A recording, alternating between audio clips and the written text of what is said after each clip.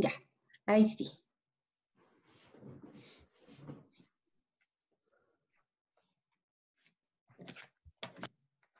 ¿Esa presentación, Daniela, tú después la vas a subir? Sí, por supuesto. Gracias. Todos los materiales en general se los han ido enviando, así que esta no va a ser la excepción. Bueno, buenas tardes a todos. ¿Cómo están? Hoy día tenemos un fórum de Santiago, no de Concepción. Bueno, yo a la Loreto la conozco, a María de los Ángeles no te conocía, seguramente tú tampoco a mí. Mi nombre es Daniela Bruna, yo soy doctora en psicología y trabajo en el Centro de Investigación y Mejoramiento de la Educación de nuestra facultad que se llama CIME, que es el único centro que en su mayoría está en Concepción y no en Santiago, ¿ya? Desde la facultad nos han pedido a mí y a diferentes académicos que hagamos estos cursos cortitos donde se entregan estrategias prácticas y ahora nos estamos centrando en el proceso de evaluación del aprendizaje que viene con la primera ronda de certámenes, ¿ya? Esta capacitación también va a quedar grabada y la idea es que ustedes la puedan volver a revisar si es que quieren y también les voy a mandar el material, ¿ya? También si tienen dudas individuales y cosas más específicas de sus asignaturas y de sus formas de evaluación, ahí está mi correo electrónico y me pueden escribir si necesitan un feedback más específico, o tienen alguna duda, o por ejemplo quisieran ejemplos de rúbricas, etc. ¿Ya?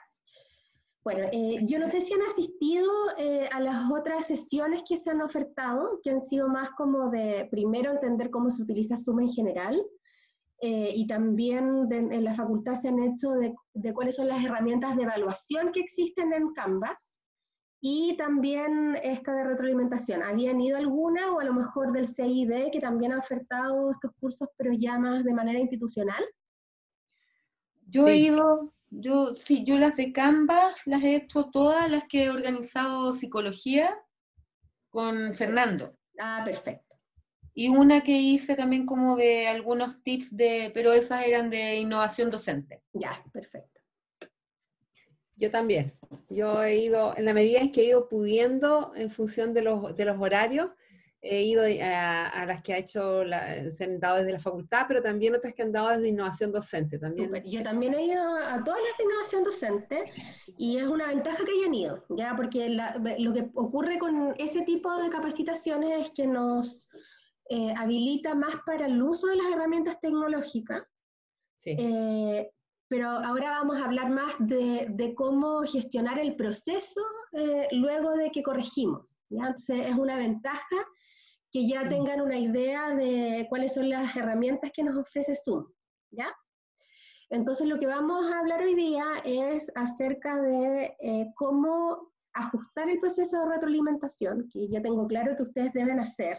¿Por qué? Porque nuestra facultad tiene como uno de sus lineamientos de entregar retroalimentación e incluso nos motiva a incluir eso dentro de nuestras calendarizaciones y que no sea algo espontáneo ni solamente que ocurra en algunos momentos, sino que la idea es que haya un proceso de retroalimentación continua, ¿ya?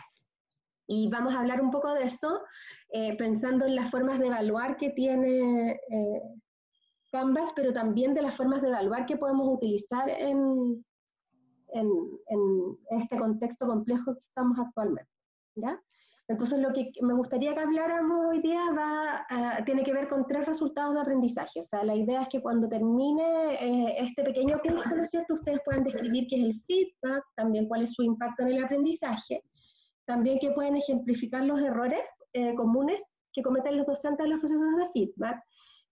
Poder clarificar eso es bastante positivo, porque darnos cuenta del error hace que podamos prevenir esos errores y buscar nuevas formas. Por lo tanto, es una manera bien importante de trabajar el feedback, sobre todo porque también nos sirve de modelo para trabajarlo con los estudiantes. Porque una de las cosas más importantes del feedback es que los estudiantes no tengan miedo a equivocarse y que vean que el aula es un lugar donde se puede aprender de esos errores, ¿ya? Y finalmente vamos a examinar algunas estrategias concretas para examinar feedback en clases online, ¿ya? Antes de partir con qué es el feedback, me gustaría referirme un poco a la evaluación en este contexto online y también en este contexto de crisis, ¿ya? Cuando nos vemos obligados a transformar nuestra docencia de presencial a digital, nos enfrentamos a varios desafíos. Y uno de los desafíos más importantes es que tuvimos, y seguramente ustedes también lo hicieron, que cambiar el diseño instruccional. Y con esto me refiero a las estrategias y al formato mediante el cual nosotros enseñábamos, ¿ya? Y eso genera mucha ansiedad en los estudiantes. No sé si les pasó con sus propios estudiantes que estaban muy angustiados. En Concepción incluso pasó que había un grupo que no quería clases online. Intentaron irse a paro, tema que finalmente no avanzó, pero en el fondo hay una reticencia, sobre todo porque se desconocen estas herramientas, ¿ya? Y también, si lo miramos desde la vereda de los profesores, obviamente las capacidades y las habilidades que tenemos para utilizarlas no son las mismas, ¿ya? Pero además, algo que preocupa mucho a los estudiantes son dos cosas. Una es un concepto que se llama presencia docente, que es esta percepción de que el docente está involucrado y que se logra mediante dos cosas. Una es que el curso esté estructurado. Esto quiere decir, por ejemplo, que haya normas, que el estudiante se dé cuenta que esas normas se siguen, que al profesor le importan, que toma las normas institucionales, pero también les da sentido y lo construye también con sus estudiantes, lo negocia. Y también de que hay un orden, por ejemplo, en los contenidos, hay una pertinencia entre las estrategias que se seleccionan para enseñar y para evaluar, ¿ya? Y eso es mucho más difícil de lograr, obviamente, en cursos online. Y la evidencia muestra que cuando los cursos son online, una de las cosas que más se ve mermada es esta presencia docente, ¿ya? Entonces, algunas estrategias que todavía podemos utilizar, porque todavía nos queda semestre, es, por ejemplo, luego de la clase hacer un pequeño video de no más de 5 minutos, que de alguna manera resuma cuáles son los puntos más importantes de la clase, y que se les deje como tarea a los alumnos mirarla, por ejemplo, ¿ya? También se pueden hacer estrategias que vamos a hablar acá, como por ejemplo One Minute Paper, que es un paper de 1 minuto, donde en media plana, que en este caso media página de computador, o si quieren, si sus alumnos les gusta más escribir, le pueden sacar una foto al cuaderno y la pueden subir incluso en el link de tareas de Canvas, que aprendieron de esta clase, pero que el profesor realmente lo lea y que haga un pequeño resumen de 2 o 5 minutos al inicio de la clase de con qué se queda él de que los estudiantes aprendieran. Entonces, ese tipo de estrategias que son simples, no requieren tanto tiempo, ni tampoco tienen una complejidad técnica, hacen al estudiante sentir que el profesor está ahí, y que no es solamente prender la cámara, hablar y apagar la cámara, ¿ya? Porque no sé si les pasa, sobre todo cuando tenemos cursos de 30, 40 estudiantes, que si bien vemos que están conectados, a veces no prenden su cámara, no participan en el chat, por ejemplo, o no levantan la mano para hablar e interactuar con el profesor. Entonces, estas estrategias lo que permiten es que el profesor reciba retroalimentación de cómo está siendo la docencia, pero también le otorgan al estudiante esa percepción de presencia, ¿ya? Y el segundo tema, que es bastante complejo y que también de alguna manera influye mucho en la percepción que tienen los estudiantes del curso, además de la presencia docente, es la evaluación, ¿ya? ¿Por qué? Porque ellos están acostumbrados a estar en un sistema de evaluación que es bastante tradicional, que se basa más que nada en instrumentos estandarizados, donde muchas veces las preguntas son respuestas de ítems cerrados, ¿no es cierto?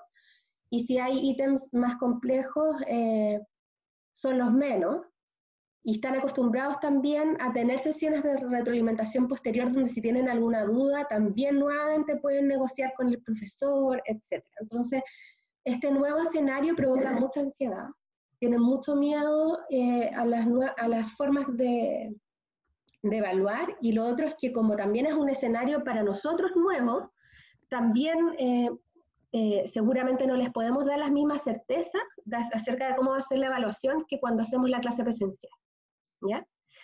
Entonces algo que es muy, muy importante en relación a esas ansiedades que se generan es poder conversar con los estudiantes antes de la evaluación acerca de cómo va a ser esto.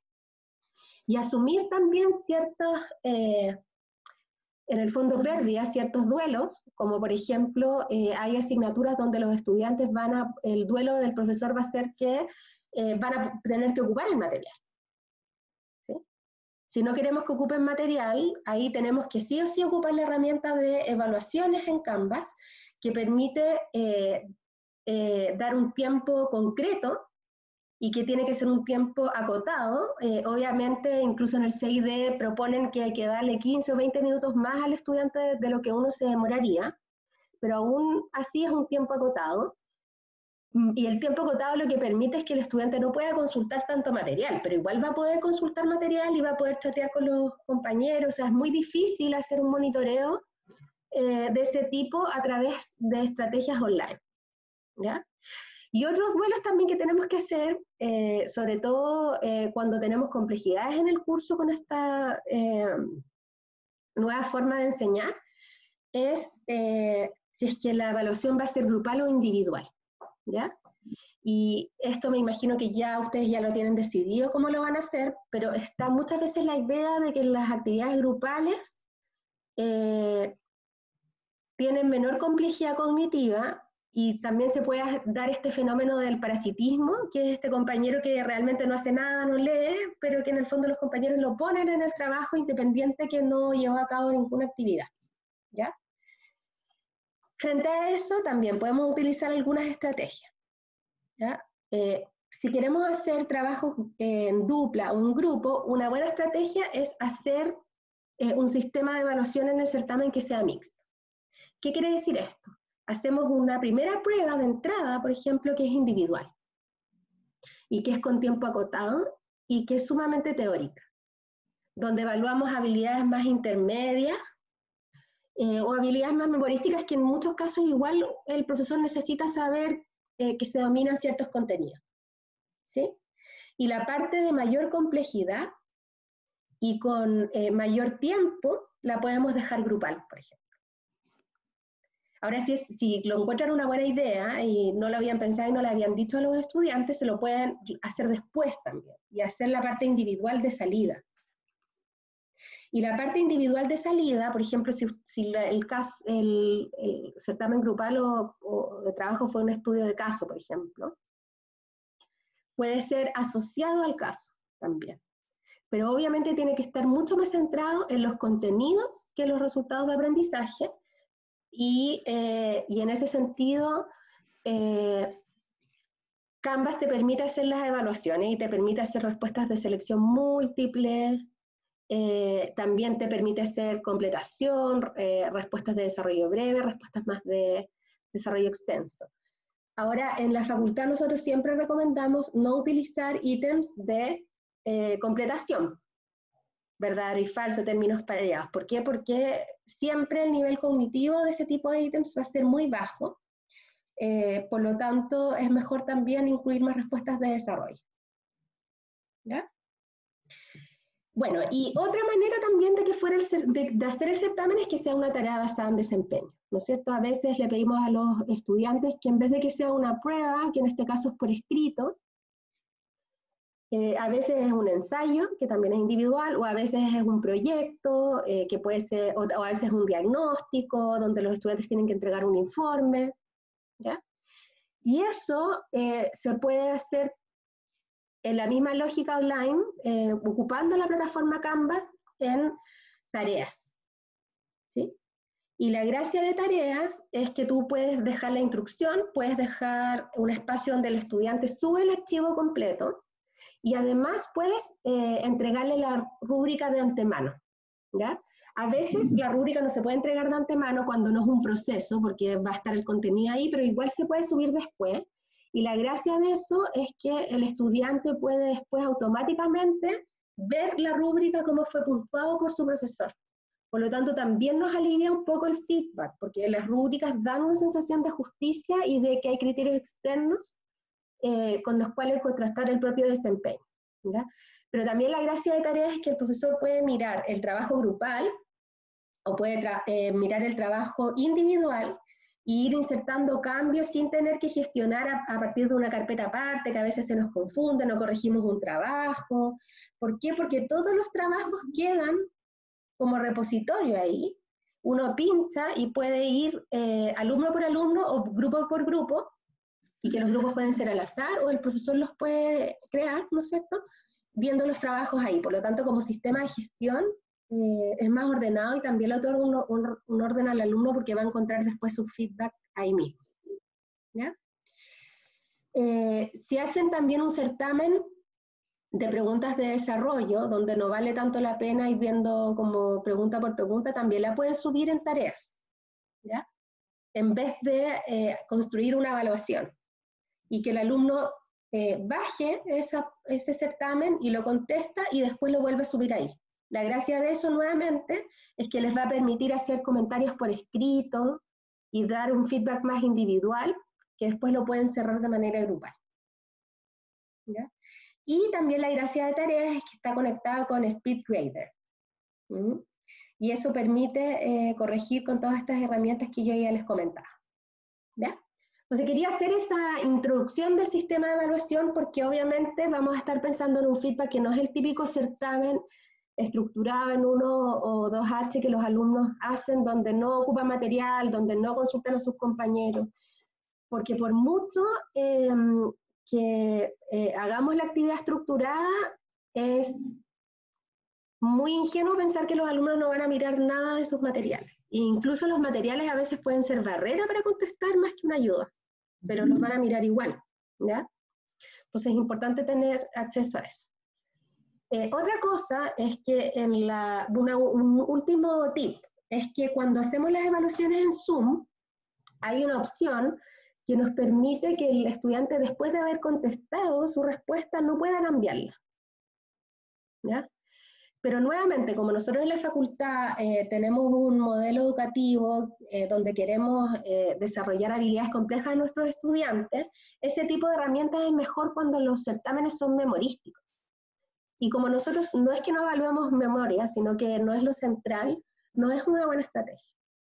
Lo otro que desde el CID nos comentaban que en ciertas carreras que lo han ocupado así, ha generado mucha molestia en los estudiantes. Porque en la normalidad, si pensamos en el proceso cognitivo y metacognitivo, el estudiante muchas veces después reflexiona y quiere cambiar su respuesta. Entonces, no poder hacer eso muchas veces genera en el fondo un conflicto entre el vínculo profesor-alumno. Entonces, como estamos en esta situación compleja y es algo nuevo para todos, es mejor tratar de evitar esas estrategias, porque en el fondo, por ahora, no agregan un gran valor en el proceso de evaluación del aprendizaje. ¿Ya? Bueno, entonces, habiendo hecho esa pequeña mirada panorámica, como pensando en cómo lo podrían evaluar, que podría ser en pruebas individuales, pruebas grupales, pero también en tareas basadas en desempeño, y que las pruebas también pueden ser perfectamente un Word que ustedes suban y que los alumnos descarguen, pero después lo suban, porque eso les va a permitir dar feedback con SpeedGrade. Vamos a partir ya con el tema del feedback, ¿ya? No sé si alguien tiene algún comentario, alguna pregunta hasta acá. ¿No? Una sola cosa nomás como agregar, como en esto que hemos hecho curso, hemos aprendido como locos, pero dentro de eso, otra herramienta que a mí me sirvió harto en pruebas de desarrollo, a través de evaluaciones, fue la agrupación de preguntas, y la hice y lo probé y me resultó. O sea, hice grupos de preguntas, por ejemplo, hice una prueba de desarrollo con 4 preguntas, entonces eran 4 que medían distintos resultados de aprendizaje. Entonces hice distintas preguntas por cada resultado de aprendizaje y efectivamente se mezclan solas, se mezclan. Sí. Entonces es una buena manera de pasar menos angustia. Yo se los digo, ellos lo saben. Yo les dije, esto está hecho así, si quieren le preguntan a su compañero para perder más tiempo en el WhatsApp, quieren tratar de concentrarse en responder, porque para saber si es la misma pregunta o no, qué sé yo. Y ha sido súper bueno, ¿sabes? Yo pensé que en desarrollo no se podía y sí se puede. Sí, se puede, perfectamente. Oye, es un poco más largo, pero se puede. Sí. Es un poco más largo porque pero yo, por ejemplo, lo hice también con casos. Sí. Entonces, cada pregunta era un caso y me tenían que subir un archivo. Es un poco más largo el proceso de generación, pero claro, a cada estudiante le salían 2 casos distintos porque hice un banco de preguntas que eran puros casos. Yo creo que la mayoría de los profes está como intentando trabajar así, con los que yo he hablado, como dice la Dani, buscando otras estrategias, porque sabemos que van a estar en contacto entre ellos. Eso yo le digo a todos los profes así, primero tú tienes que saber que estar en contacto. Sí, y ha dado buen resultado. Yo también creo que quizá un poquito más pega, como dices tú, que en prepararlo, pero es súper bueno. Y después te quedan en el banco, en el repositorio te quedan. Excelente. Bueno, ese comentario es súper interesante y se me había olvidado esa herramienta. Y esa es una muy buena herramienta cuando queremos hacer los certámenes individuales. Porque los alumnos incluso se van a autorregular solos, en el sentido de que le van a preguntar al compañero y la pregunta va a ser nada que ver, y entre perder el tiempo y ocuparlo efectivamente, sobre todo si les dimos un tiempo estandarizado, es muy bueno. Y lo otro que también eso permite hacer un solo caso y que tenga diferentes preguntas que aludan a los mismos resultados de aprendizaje. Entonces, independiente que los alumnos tienen el mismo caso, incluso, por ejemplo, si el certamen es completo un caso, uno les puede enviar incluso el caso antes a los estudiantes, que es algo que también hemos estado a veces reflexionando en el examen de grado. ¿Por qué? Porque eso permite que se preparen, que estudien, pero después les pueden tocar preguntas completamente distintas. Entonces, también eso ayuda y aliviana también la carga, porque hacer como tantos casos a veces cuesta, y casos que sean similares y que analicen los mismos fenómenos en el mismo nivel, es complejo. Sí. Eso. Bueno, entonces ahora vamos a hablar del feedback, y el feedback es un proceso sumamente importante dentro de la enseñanza y el aprendizaje. Se habla de que es el broche de oro, incluso hay autores como Carles Monereo de Barcelona que hablan de que sin feedback prácticamente no hay aprendizaje, ¿ya? ¿Y por qué? Porque el feedback le permite al estudiante tener información de buena calidad acerca de sus metas, acerca del logro de estas, idealmente metas internas, pero muchas veces nuestros estudiantes no se ponen metas internas ni personales, sino que toman metas externas, algunos las internalizan y las hacen propias, pero otros en realidad las introyectan y las cumplen porque el profesor lo dice, ¿ya? Pero el profesor es un buen modelo, y en nuestra facultad como modelo de metas tenemos las competencias y los resultados de aprendizaje. Y por eso mismo también se incluyen en el certamen, ¿no es cierto?, que es algo que cada vez hemos ido aprendiendo y haciendo, que es que le ponemos a los estudiantes cuál es el resultado de aprendizaje, y también los invitamos a estudiar desde el resultado de aprendizaje, y al profesor lo invitamos a planificar sus clases y realizar la docencia a partir del resultado de aprendizaje, porque es una meta, y eso permite tener un aprendizaje donde el estudiante va a poder establecer estas metas, planificar las estrategias según esas metas, y sobre todo después poder monitorearse y autoevaluar su desempeño a partir de esas metas, ¿ya? Pero además, algo que es sumamente importante es que la retroalimentación permite a los estudiantes entender cómo es su desempeño, cuáles son sus errores, cuáles son sus fortalezas y mejorarlo. Y algo que es sumamente importante en la formación, que permite una dimensión que está muy de moda hoy en día en psicología educacional, que se llama juicio crítico, ¿ya? Y el juicio crítico se trata de la habilidad de poder evaluar la calidad de los propios productos según los criterios disciplinares. Y muchas veces tenemos estudiantes que hacen eso de manera espontánea, y salen del certamen y saben que no les fue bien, o entregan un trabajo y saben que podrían haber dado más, o que les faltó esto, o que no ocuparon otras fuentes. Y eso es muy importante, porque en el fondo es la habilidad que más se requiere en el mundo laboral. Si alguien es capaz de autorreflexionar y evaluar críticamente su desempeño, eso le va a permitir, por ejemplo, saber qué aspectos requiere mejorar, en qué otros aspectos requiere ayuda. Por lo tanto, por eso también es tan importante el feedback, porque de alguna manera debería promover que el estudiante internalizara estos procesos y estos criterios de rigor, ¿ya? Siempre cuando vayamos a hacer feedback, independiente en el contexto que lo hagamos, tenemos que pensar que este tiene que tener las fortalezas, o sea, qué está bien, qué tiene que transferir el estudiante y seguir utilizando, pero también cuáles son los errores, ¿ya? Y eso típicamente lo hacemos mucho, ¿no es cierto? Sobre todo en el feedback escrito, al estudiante le queda claro qué es lo que tiene mal. Pero a veces lo que nos falta es que de la mano al error, el profesor tiene que ayudar al estudiante a encontrar consejos para poder mejorar. Por ejemplo, a mí me pasaba cuando partí haciendo clases que yo le ponía a mis estudiantes en trabajo, por ejemplo, normas APA. Y después había alumnos que no me decían nada y otros iban y me decían, profe, yo sabía que la parte de las normas APA la iba a tener mal. Estoy hablando de alumnos de primer año, porque obviamente esto pasa menos en los alumnos grandes, estoy poniendo un ejemplo en ese nivel. Pero los alumnos iban y decían, profe, yo sabía esto y esperaba que no iba a tener ese puntaje. Pero no entiendo a qué se refiere usted con norma APA, cuál es el error, qué es lo que tengo que mejorar. Entonces se fijan que ahí hay un ejemplo de que a veces damos un feedback. El tema es si ese feedback le sirve al estudiante para tomarlo, entender su error y poder mejorar en una futura oportunidad. ¿Ya? Entonces, esos errores, a veces tenemos que pensar que tenemos cursos numerosos, entonces hay que pensarlo para el curso. Entonces el profesor tiene que buscar cuáles son los errores comunes y qué se podría hacer para mejorar y qué tendría que hacer yo en clases para que los estudiantes pudieran adquirir ese conocimiento.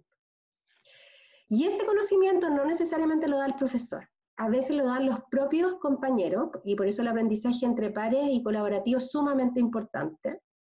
Y Canvas también permite eso. En la herramienta de tareas, ustedes lo pueden configurar para que los estudiantes, una vez que entregan su producto, además del feedback del profesor, reciban coevaluación. ¿Sí? Entonces, al azar, a otro compañero o a otro grupo le llega el producto de ese otro compañero o de otro grupo y ocupando esa misma rúbrica lo pueden puntuar. ¿Ya? Y eso es una muy buena estrategia porque sirve para desarrollar juicio evaluativo. Porque practicar evaluando a otros después me sirve para no repetir esos mismos errores y para también ocuparlo como modelo de lo que debería ser en cuanto a lo que esté correcto. ¿Ya? Si uno quisiera llevar el feedback más allá, incluso le podría decir a los estudiantes que suban ese feedback a una carpeta y puntuar ese feedback también. Y que tenga, por ejemplo, una ponderación en el certamen o en el trabajo. Baja, ¿ya? Los autores hablan de que si hacemos coevaluación o autoevaluación no debería tener más de 40 o 30% de la ponderación de la nota, porque obviamente el profesor es el profesor y es el experto y domina los resultados de aprendizaje. Pero, por ejemplo, si hiciéramos eso, uno le podría pedir a los estudiantes hacerlo sin decirles que va a ser con nota, sino que para que aprendan. Pero supongamos que obtenemos resultados muy bajos, que a veces a mí me ha pasado, después ocupo eso como una herramienta para decirles que se va a revisar y, por ejemplo, se va a ponderar 10 o 20%, o los que tengan un muy buen análisis, se va a compartir con todo el curso y va a tener un par de décimas más. Y eso ayuda a la autoeficacia del estudiante, porque cuando masivamente es muy bajo el resultado, los estudiantes no escuchan tanto el feedback, se enojan mucho con la asignatura, pero además parten problemas de autoeficacia, de ¿para qué voy a escuchar esto si no importa lo que yo haga, no me va bien? Entonces estas pequeñas estrategias les ayudan a darse cuenta que lo importante para el profesor es el aprendizaje, no la nota, y que en el fondo hay instancias donde se puede entender qué es lo que está mal, pero también se puede reparar aquello que está mal. ¿Ya? Siempre con baja ponderación, para no arriesgar el tema del desafío cognitivo, pero sobre todo el tema de la exigencia. ¿Ya? Pero hacer ese tipo de actividades no tiene por qué ser como bajar la exigencia. Todo lo contrario, es como entregar andamiajes y apoyos para que los estudiantes logren esa alta exigencia que estamos teniendo en un contexto de crisis sanitaria donde además están aprendiendo de una manera completamente distinta que no conocían. ¿Ya? Bueno, y aquí están los errores que yo les comentaba que más se muestran. ¿Ya? Y estos errores surgen de un metaanálisis que hicieron unos autores que se llaman Nicole y McFarland-Dick, que tienen un paper que es súper interesante de cómo dar buen feedback. Entonces, si lo quieren leer, ese paper también se los puedo enviar. Y ellos lo que hicieron fue como que miraron investigaciones que se habían hecho hasta ese momento, un paper relativamente antiguo, del 2006, qué era efectivo y qué no era efectivo, y descubrieron errores que se repetían en los profesores. ¿Ya? Primero, algo muy típico es que vemos la retroalimentación y el alumno y el estudiante netamente como una responsabilidad que es del profesor. ¿Ya? Y no es así. el principal protagonista y responsable de tener feedback y mejorar es el estudiante. El profesor es un guía, es un acompañante. Ahora, si el profesor obviamente cree esto, va a hacer un feedback donde va a ir con un power a decir cuál es la respuesta correcta y por qué se otorga el puntaje, y ese va a ser el feedback. Por lo tanto, a partir de esa práctica, lo que vamos a hacer es que vamos a, como por efecto colateral, reforzar esa mirada que tienen los estudiantes. En cambio, si hacemos actividades de autoevaluación, de coevaluación, si esas actividades además le otorgamos algún puntaje, si hacemos reentrega, si guiamos a los estudiantes, por ejemplo, dónde consultar, etcétera, es mucho más probable que el estudiante entonces incorpore también esas habilidades, las transfiera a otras asignaturas y a otras tareas en la vida real, y entienda que el feedback no depende del profesor y que no es el profesor el que le pone el punto, sino que él es el que se está desempeñando, ¿ya? Otra cosa es la retroalimentación entendida como transmisión de información. Eso no quiere decir que no vamos a entregar la información al estudiante, ¿ya? Pero hay que entender que en estos modelos la retroalimentación debería ser dialógica. ¿Qué quiere decir esto? Por ejemplo, el profesor puede hacer una clase tradicional de la pauta, pero no es lo mismo quedarse ahí que, por ejemplo, pedirle al estudiante que reentregue el producto. O en el próximo certamen, hacer una pregunta similar, pero más compleja, donde se requiera el desempeño que fue retroalimentado para contestar correctamente. ¿Por qué? Porque ahí ya estamos teniendo una comunicación dialógica donde el profesor entrega un mensaje, pero después el estudiante, a partir de su desempeño, demuestra que entendió esa retroalimentación. Entonces se fijan que va un paso más allá de un modelo de comunicación tradicional. Y por eso las reentregas, etcétera, son importantes. Y no necesariamente una reentrega. Por ejemplo, yo hago un ramo que es de procesos de aprendizaje, y ahí, por ejemplo, les ponemos casos y los alumnos tienen que ver cuál es el supuesto epistemológico del proceso. Y también, por ejemplo, a qué teoría se podría escribir. Pero ya en el segundo certamen también tienen que hacer eso, pero además tienen que, por ejemplo, proponer un cambio en la estrategia para mover al profesor a otro paradigma epistemológico. Entonces se fijan que el feedback que se da en el primer certamen le ayuda después a poder proponer un cambio, porque para poder proponer un cambio hay que tener mucho dominio en entender los paradigmas epistemológicos, pero también en poder observarlos y diagnosticarlos en procesos de enseñanza-aprendizaje.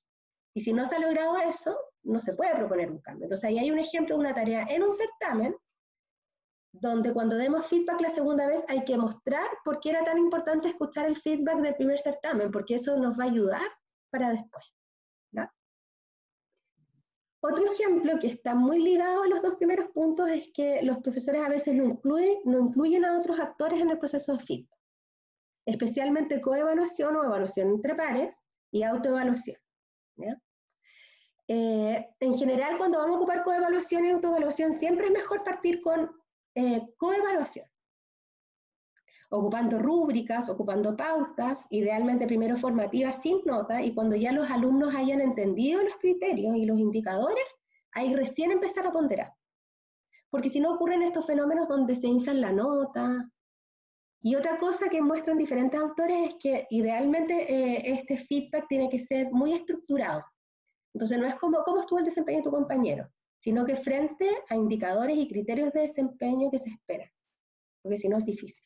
Y ya cuando los estudiantes hayan de alguna manera dominado la coevaluación, introducimos la autoevaluación. Y siempre en conjunto, si ocupamos las dos, no más de un 30 o 40%, y si ocupamos una sola, no más de un 20 o un 10%. ¿No? Siempre cada curso puede tener sus excepciones, y nosotros siempre esperamos que los profesores estén en un paradigma de investigación-acción donde vayan apropiándose de las prácticas. Obviamente puede ser más o menos, pero eso es lo que se recomienda en general, ¿ya?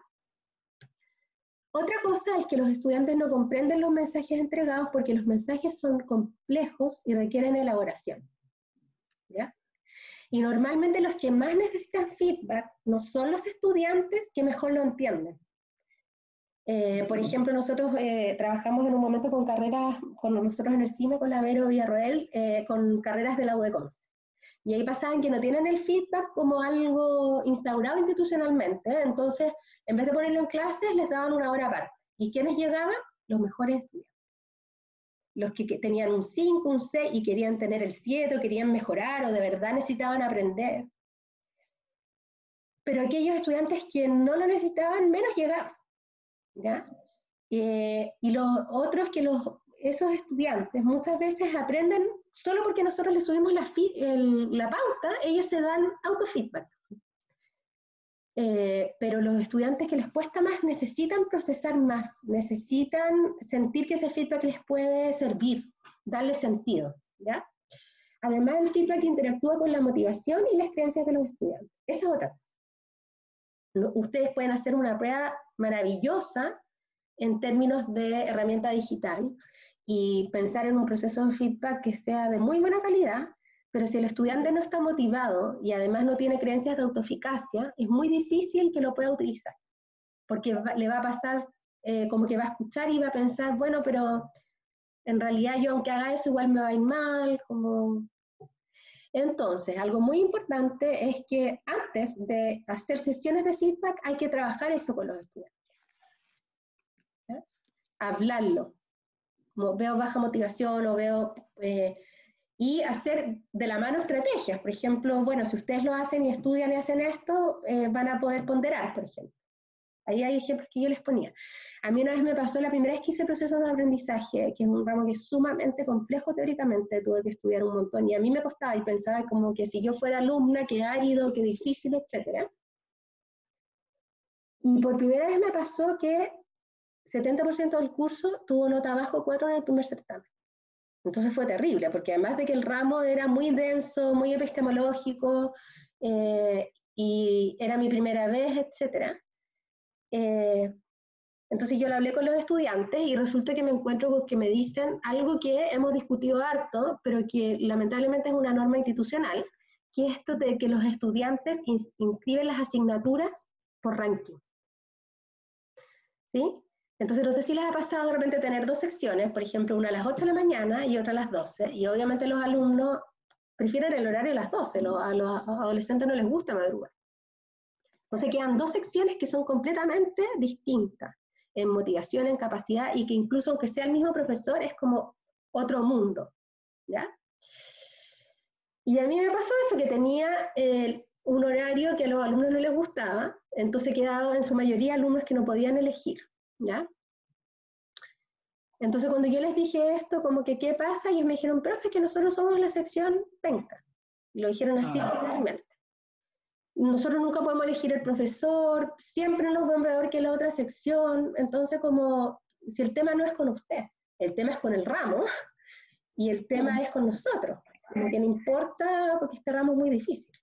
Entonces, antes de hacer cualquier tipo de feedback, yo tuve que trabajar las creencias de autoeficacia, el locus de control, y a veces uno se demora harto tiempo en eso, y eso ya también es feedback, ¿sí?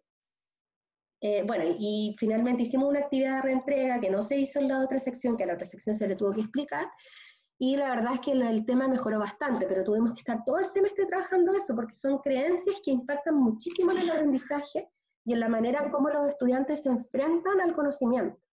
Entonces, ojo, no sacamos nada con hacer excelentes instrumentos de evaluación y tener estos procesos de feedback maravillosos, sino trabajamos también eso al mismo tiempo. Esto pasa muchísimo con asignaturas como, por ejemplo, las biologías, los métodos de investigación.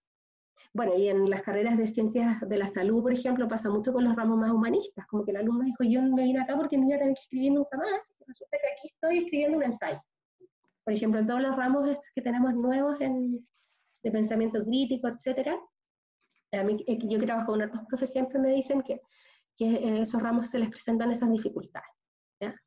Pero además, los docentes muchas veces están con sobrecarga, tenemos miles de trabajos de gestión, los que trabajamos en las universidades o de investigación, y los que trabajan fuera, obviamente tienen también otros compromisos, y tenemos muchos estudiantes en el ámbito. Entonces, ¿cuál es la estrategia? Cuando damos feedback, pensar en la mayoría, y pensar cómo podemos dar un buen feedback de la mayoría, y el feedback individual, solamente dejarlo para ciertos estudiantes. porque no podemos dar feedback individual a cada uno, ¿ya? Más allá del escrito, pero como les decía, el feedback escrito a veces tiene también sus complejidades. Entonces la estrategia es pensar un feedback global, de buena calidad, con distintas estrategias y sobre todo también invitando a participar a los estudiantes a través de auto y coevaluación, pero también feedback individual, pero solo para algunos, ¿ya? Bueno, y vamos a hablar de algunos tips, que esto también está en un documento que les deben haber enviado, que se llama 10 tips para entregar feedback, pero acá está un poco adaptado para contextos online. Un tip que es algo muy básico, pero que a veces lo hacemos, a veces no, es crear un clima de apertura y valoración del feedback. Y eso implica primero que las sesiones de feedback estén planificadas. Entonces, hacemos nuestra calendarización al principio del semestre y ponemos 2 semanas después del certamen una sesión completa de feedback. Y además hablarle a los estudiantes que esto se hace porque esas sesiones son tan importantes como una clase, cumplen la misma función, ¿ya? Mostrar a los estudiantes la importancia de esas actividades, realizando actividades que estén estructuradas y que sean significativas, porque a veces, claro, lo calendarizamos, pero es mostrarles la pauta y que los alumnos cotejan y a veces entregan y se van, ¿ya? Idealmente eso no lo deberíamos hacer, sino que deberíamos pensar una actividad que tenga una introducción, un desarrollo, una conclusión, y que los estudiantes puedan ir más allá del puntaje de la nota, ¿sí?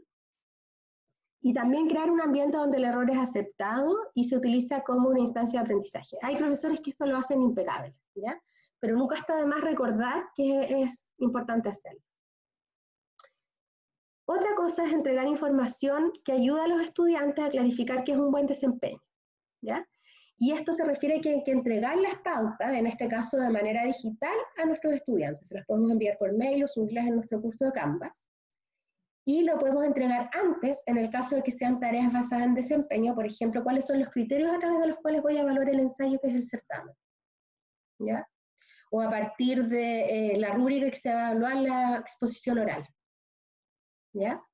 Y también se puede entregar después en el caso de las pruebas escritas ya donde el contenido es muy importante y que no podemos entregarlas antes porque sería como, entre comillas, soplarle al alumno, ¿ya? Y ahí lo que hay que hacer es analizar estos instrumentos en conjunto con los estudiantes para aclarar y asegurarnos de que estamos entendiendo lo mismo.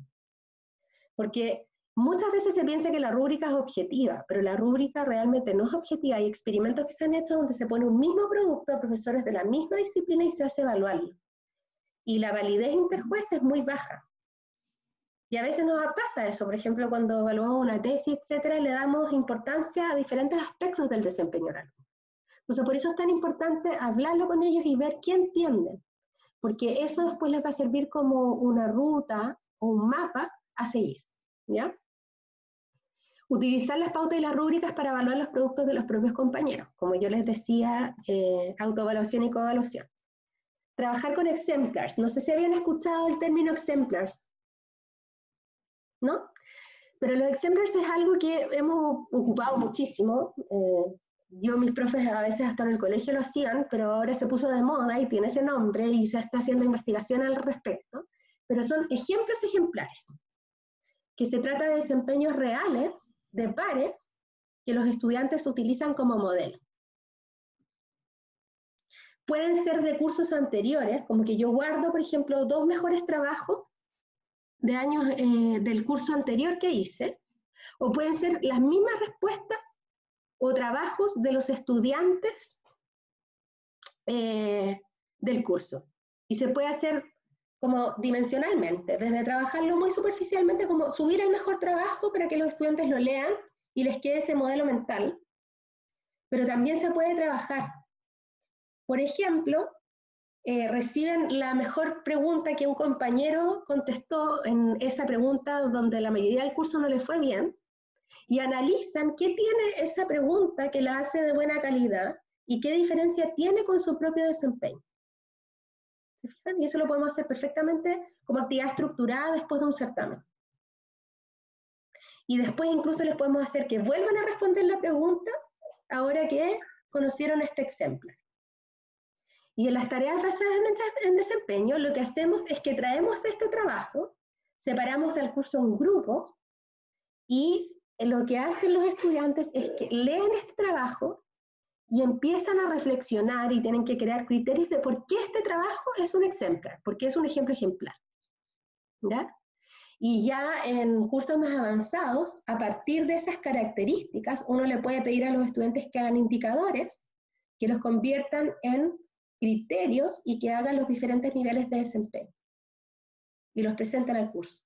Y después el profesor puede tomar esos indicadores y esos criterios de desempeño y los convierte en la rúbrica con la cual va a evaluar el trabajo.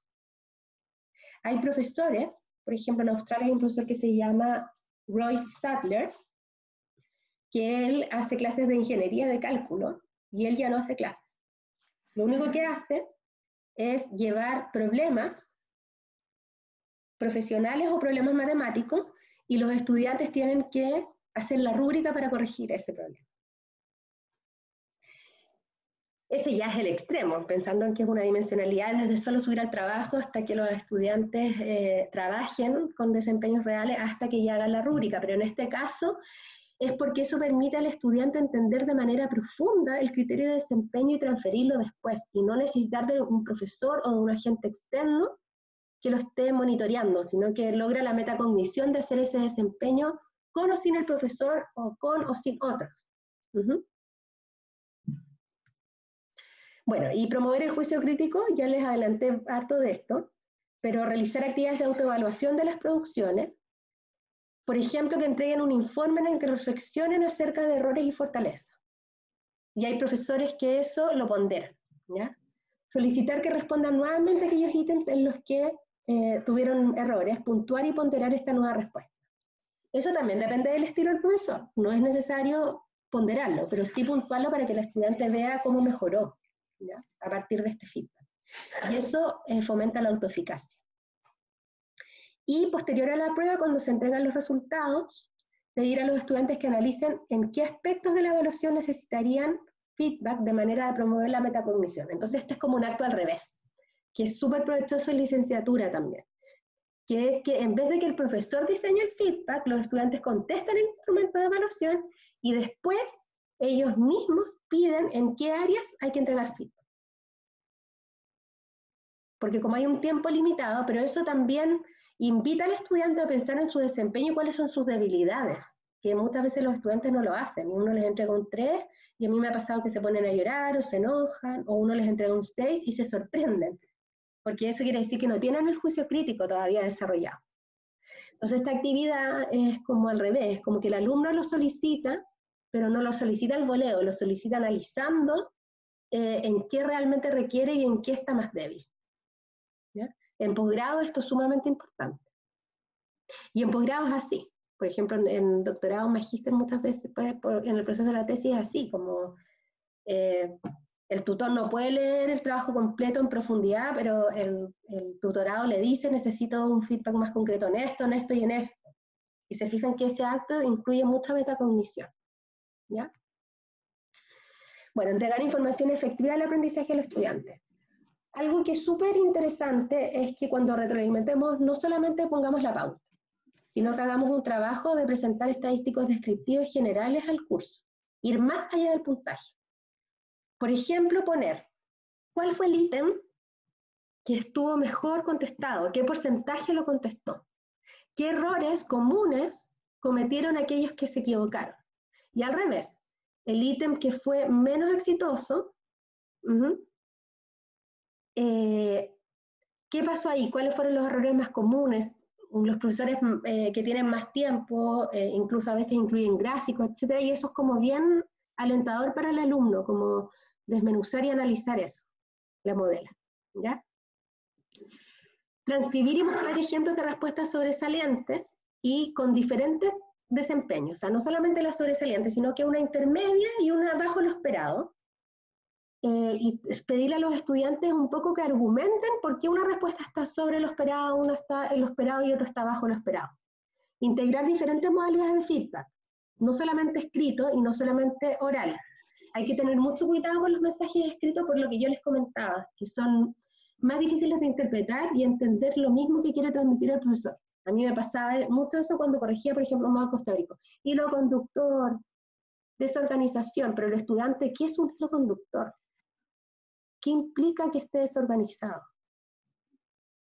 Entonces no se entendía bien. Ahora, la gracia que tiene este SpeedGrader es que permite que además de escribir mensajes y además, por ejemplo, de destacar partes del producto, uno puede grabar mensajes de voz. Entonces también a veces, no sé si les pasa, que hacer un mensaje escrito es súper complejo y que nos sale mejor oral. Y ahí uno le puede poner, mira, acá fíjate que yo te estaba preguntando tal cosa y tú te abocaste a esto. Y eso va a ayudar mucho a la relación profesor-alumno, porque el alumno nuevamente siente esto que yo les hablé al principio, de la presencia docente. ¿Ya? La información debe ser pertinente y contingente. ¿Y a qué me refiero con esto? Pertinente es que efectivamente el feedback aluda al desempeño del estudiante y idealmente a las pautas y o rúbricas que se están utilizando, y también que sea contingente. ¿Ya? Y eso se refiere a que sea temporalmente cercano, ¿sí? Que no pase un mes o 2 meses y todavía los estudiantes no tienen feedback. ¿Ya? Promover el diálogo entre el profesor y los estudiantes. Siempre generar discusión grupal.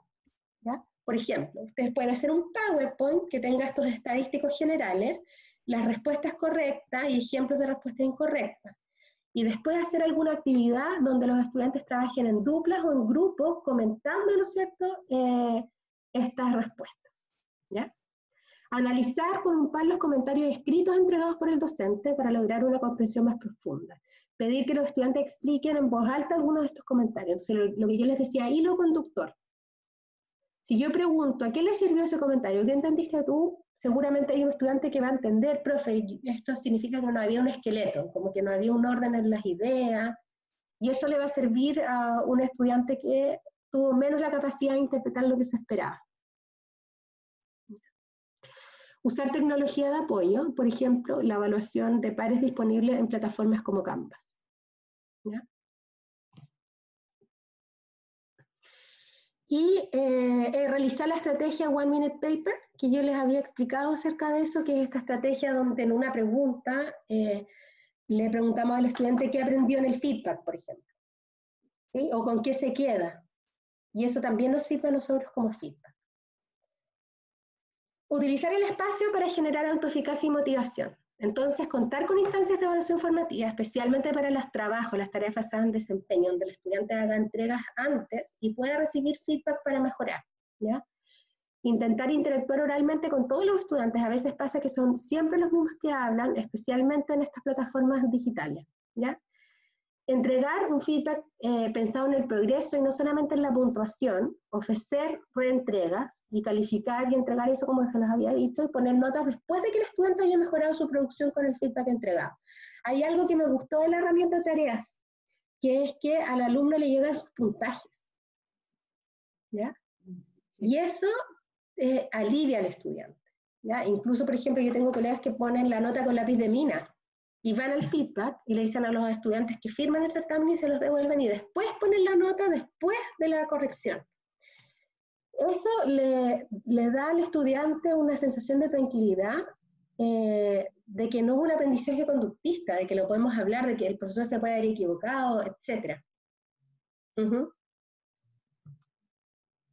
También realizar un proceso que permita a los estudiantes acortar la brecha entre su desempeño real y el esperado. Introducir tareas con fases, modelar en clases cómo vamos a lograr el desempeño final antes del certamen o del trabajo, enlistar acciones concretas para llevar a cabo eso y motivar a los estudiantes a realizar compromisos de estudio, los cuales firmen y se monitorea su avance y su cumplimiento. Esto sí, yo no lo haría con todo el curso. Esto de los contratos de aprendizaje, etcétera, sirve más como para estudiantes puntuales que vamos a hacer un seguimiento y que les vamos a pedir ciertos compromisos específicos. Activar la participación de todos los estudiantes, comunicar constantemente que el feedback no depende solo del profesor y mostrar otras estrategias donde pueden participar los demás compañeros. Diseñar actividades en que los estudiantes construyan los indicadores de manera grupal, discutir estas creaciones y utilizarlos para la creación de rúbricas. Esto un poco yo se los hablé cuando hablamos de los exemplars. ¿Ya? Elaborar material de apoyo para elaborar el proceso y consolidar los aprendizajes. Elaborar, compartir un PowerPoint que tenga el análisis del desempeño, un resumen de las fortalezas y ejemplos de respuestas sobresalientes y bajo lo esperado entregar también físicamente, en este caso digitalmente, las pautas o las rúbricas, y elaborar y compartir con los estudiantes un PowerPoint, o también puede ser un video cortito que haga el profesor, que como ahora tenemos esta herramienta que nos permite grabarnos fácilmente, que tenga las principales conclusiones del proceso, como qué tienen que trabajar y qué no se deben olvidar para otras evaluaciones los estudiantes. ¿Ya?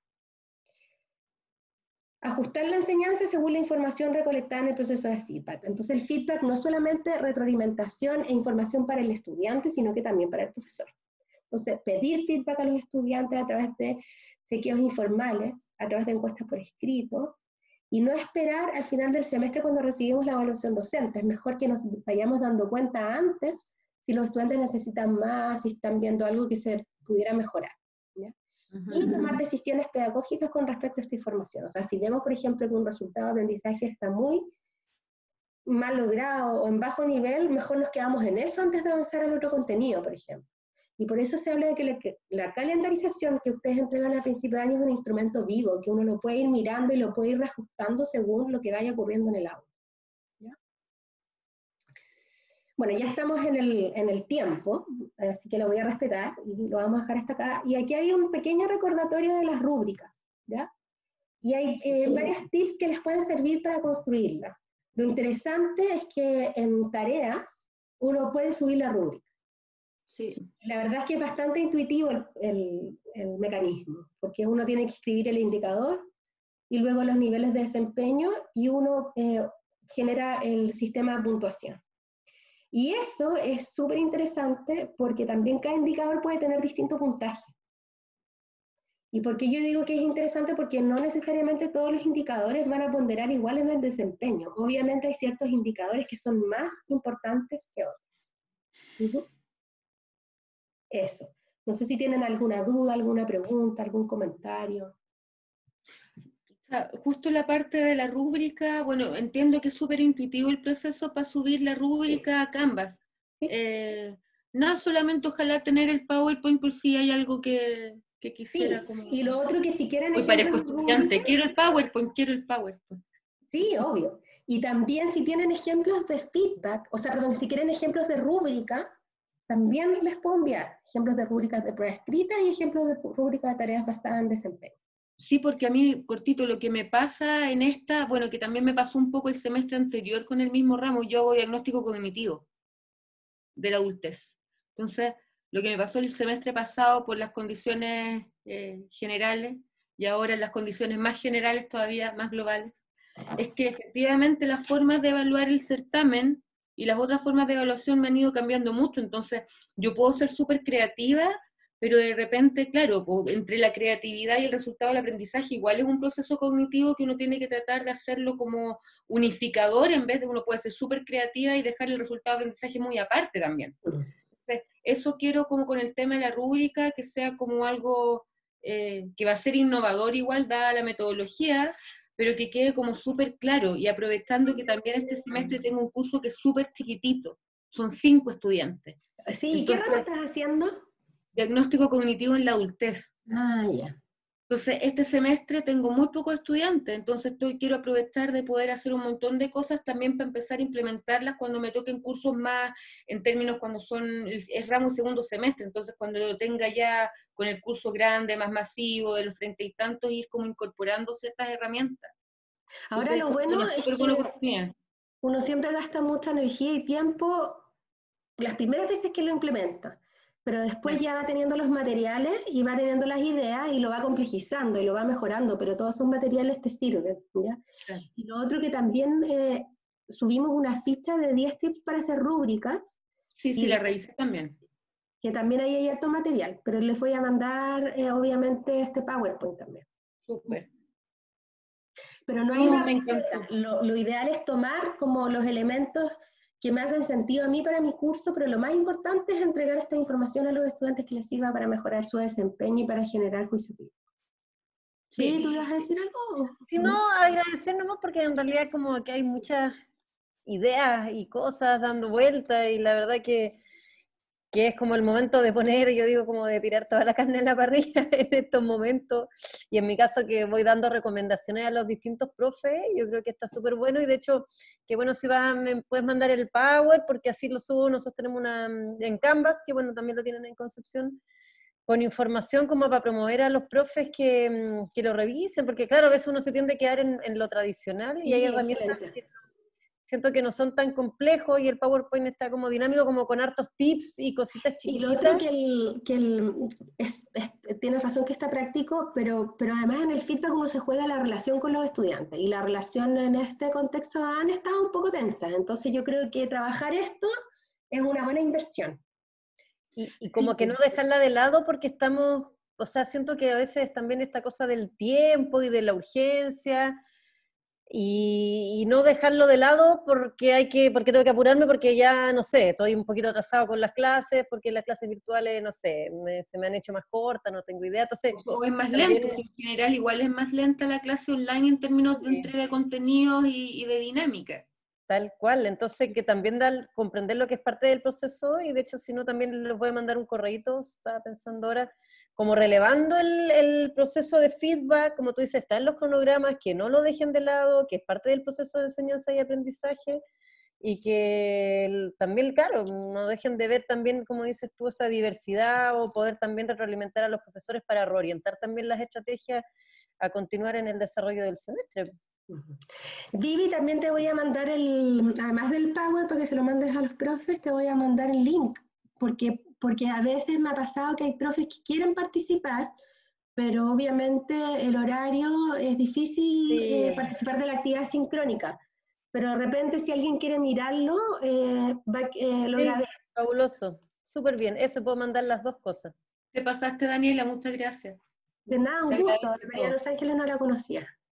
Y cualquier duda que tengan, de verdad... Soy más nuevita, llevo 3 años en la universidad nomás. Ah, pero además, como yo trabajo en Concept. Ah, sí. Más lejos. Igual soy coordinadora del área básica, pero tú eres del área clínica. Claro. Eso. Súper. Ya, pues, que estén súper bien. Y ánimo en este proceso que se nos vienen. Que estén súper bien. Gracias. Adiós. Chao, chao. Chao.